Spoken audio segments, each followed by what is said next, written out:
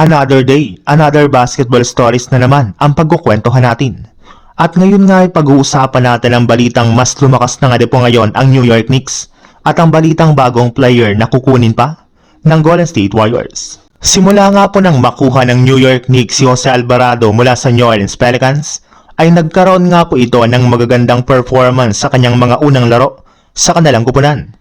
Sa loob lamang nga po ng 3 games nito ay nag-average na nga po siya agad dito ng 14 points, 2 rebounds, 3.7 assists at 2.3 steals per game sa kanyang 46.7% shooting sa field goal. Tumataas pa nga po ito ng 20 plus points sa tuwing nagkakaroon siya ng magandang shooting. Pero sa kabila nga po ng pagkakakuha nila kay Jose Alvarado, ay hindi pa rin nga po sila tapos sa pagpapalakas ng kanilang lineup matapos nga po nilang kunin ulit ngayon sa buyout market si Jeremy Sochan na maging official ng pag-waive sa kanya ng San Antonio Spurs. Kaya overall ay magkakaroon na nga po ang Knicks ngayon ng tatlong magagaling na role players sa kanilang second unit na kinabibilangan ni Jose Alvarado, Jeremy Sochan at Jordan Clarkson na siya magpapalalim ng gusto sa kanilang lineup pagdating ng playoffs.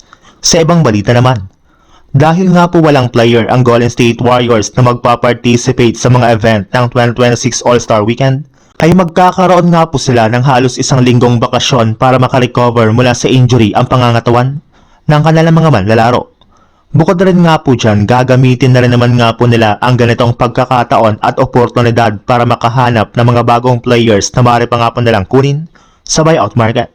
Sa mga hindi nga po dyan nakakaalam, isa pa rin nga po ang Golden State Warriors sa mga team na meron pang bakanting pwesto sa kanilang lineup ngayong season na kailangan nga po nilang punan bago magtapos ang Pebrero. At isa nga po sa mga binabantayan nilang player ay walang iba kundi si Matisse Thybulle na binabalakan ng i-waive ng Portland Trail Blazers matapos ang ilang buwan na hindi nila paggamit sa kanya ngayong season.